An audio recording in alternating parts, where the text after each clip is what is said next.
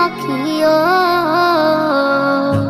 এমন পবিত্র মাটি, এমন পবিত্র মাটি আমার নবীর রওজায়।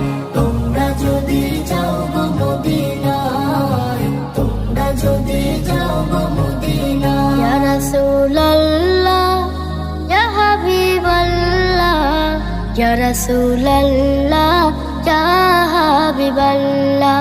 মদিনা শরীফের মাঝে বেহেশতের বাগান আছে ও, সেই বাগানে শুয়ে আছেন, সেই বাগানে শুয়ে আছেন প্যারা নবী